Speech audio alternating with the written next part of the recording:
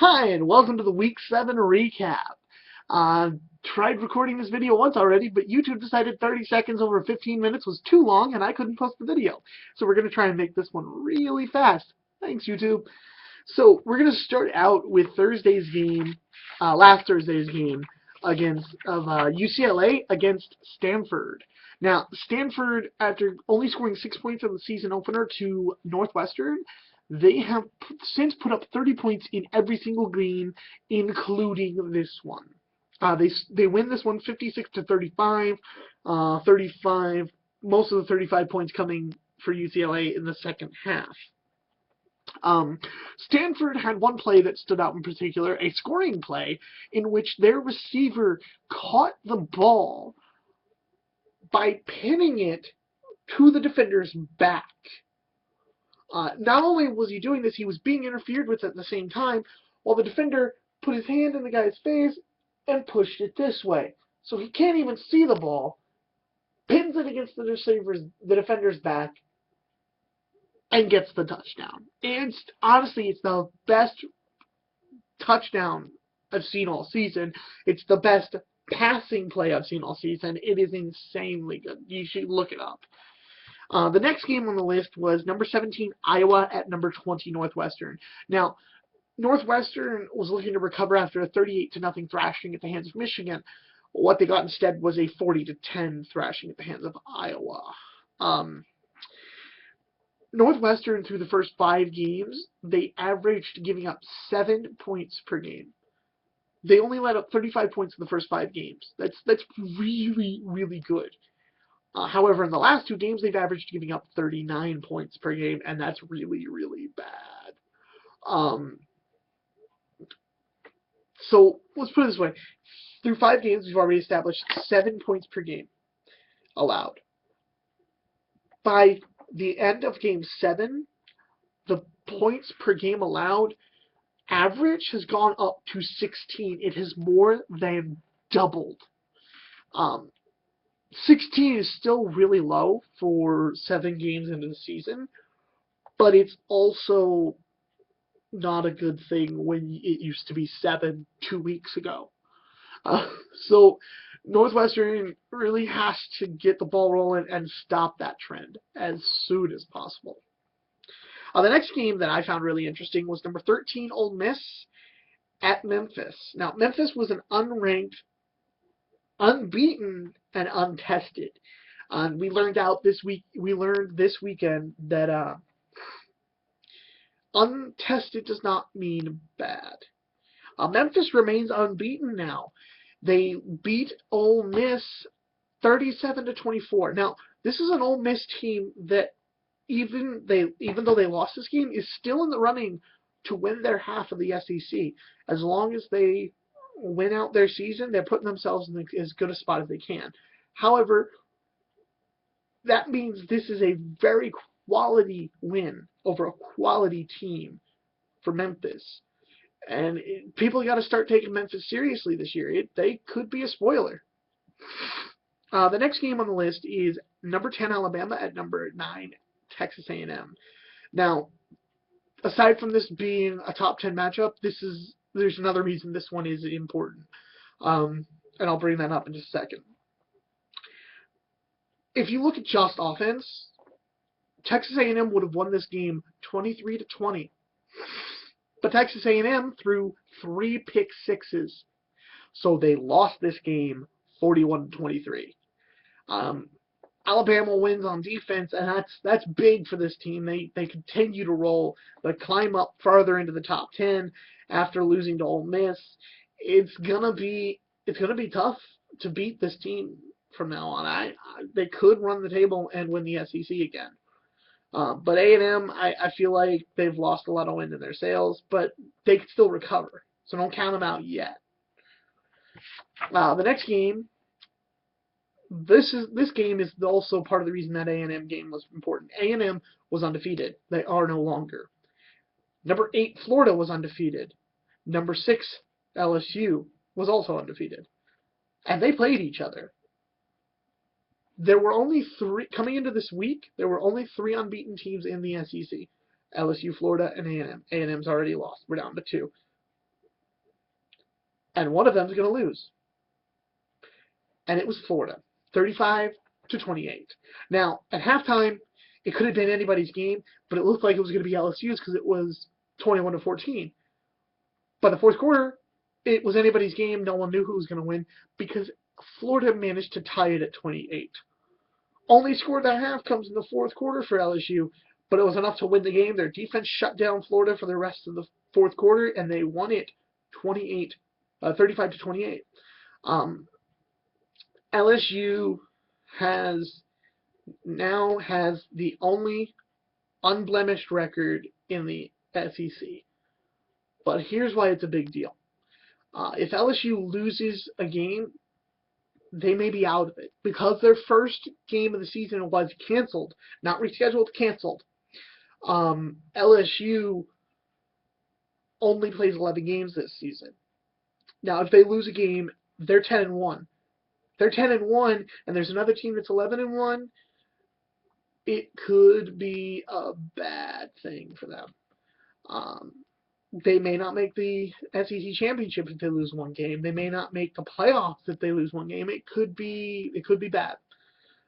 Next on the list, second to last on the list, I have USC at number 14, Notre Dame. Now, this is a rivalry game, and it's usually always a good game. This year was no exception. Notre Dame was out for revenge after the thrashing, the 42-14 or 49-14 thrashing they received last season. At the end of the season. And early, about 6 minutes left in the first half, it looked like it was going to be Notre Dame rolling through this one. They got out to a 24-10 lead. But a trick play by USC got them a 75-yard pass. It was a backward screen pass that was thrown down the field for 75 yards for a touchdown, and they followed that one up with an 83-yard bomb to the end zone for a touchdown to tie the game going into halftime 24-24. Now, on their opening drive of the second half, USC got the ball, and they marched it down the field and scored another touchdown to take the lead 31-24. And it was Notre Dame with their backs to the wall at this point. They go into the fourth quarter with USC still leading 31-24, and Notre Dame rattles off 17 unanswered points, gets the win 41-31. Prosise pretty much matched his home rushing record, or not record, home rushing average this season. In this game, he got 143 yards and 2 touchdowns. Cody Kessler recovered wonderfully, actually, from last week, where he only threw for 156 yards and a touchdown, and no touchdowns and 2 interceptions. This week, he was well over 300 for 2 touchdowns, still threw 2 interceptions. Side note, I believe now, every time Cody Kessler has thrown an interception this season, USC has lost. And now on to the main course, the best for last. Number 7, Michigan State at number 12, Michigan. This game was an instant classic. It's gonna, you know how they rerun the classics years on down the road. This is gonna be one of those games. It is a monster. Michigan came in averaging just 6.3 points allowed per game. And they shut out Michigan State in the first quarter. So after a scoreless first quarter for both teams, Michigan scored first, was up 7-0. But then Michigan State tied it, now already beating the average, but it's not hard to beat that average. I mean, it is 6 points. You score a touchdown, you beat it, pretty much. Michigan takes a 10-7 lead into halftime. Scores first in the third quarter. Goes up 17-7, and it's looking like they could run away with it at this point. But Michigan quiets it again, gets down the field, scores a touchdown, pulls within 3 again. Michigan then scores 2 field goals in a row to get to 23-14. Michigan State scores again, 23-21. They keep moving down the field. They just keep getting into Michigan territory, and then falling apart and having to punt or turning it over. Michigan stopped them with a minute and 47 seconds left on 4th and 19. Got a turnover on downs. Gets the ball back with a minute 42 left in the game at their own 45-yard line. On first down, they rush for 5 yards, making a 2nd and 5 at the 50-yard line. There's a minute 36 seconds left on the clock because Michigan State used their final timeout. The next play, Michigan runs for 2 yards to the Michigan State 48-yard line. Then they wait until 56 seconds left on the clock to take a timeout to avoid the 5-yard delay of game. They rush on 3rd and 3 for 1 yard to the Michigan State 47. Take a timeout with 10 seconds left to avoid the 5-yard penalty. All they have to do is kick the ball away. Kick it deep, pin them deep, and you're good. You win, pretty much.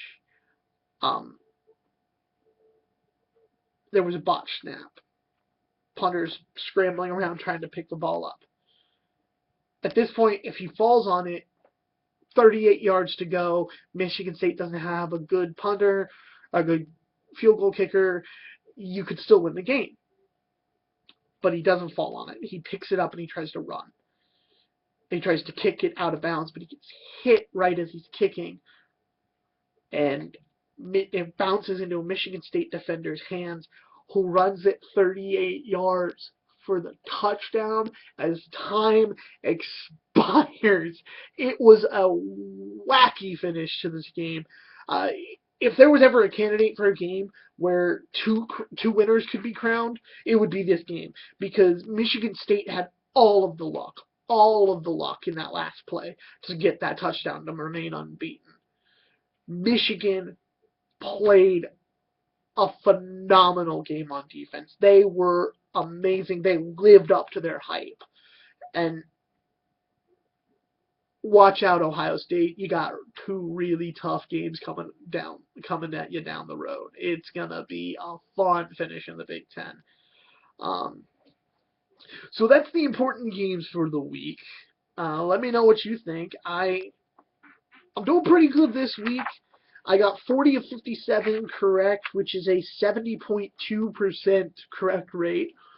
On the year, I now have 358 of 461 games predicted correctly. That's a 77.7% correct rate. But I'm going to start keeping a stat now. The games that matter, the top 25, the important games, so to speak, the games I deem important. This week, there were 17 of them. I got 13 of the 17 right, which puts me at a 76.5% rating on that. So I'm doing pretty good. Let me know how you guys are doing. Comment below. Let me know. If you like the video, click the like button and subscribe. And I will be back tomorrow with my predictions for week 8. See you guys then.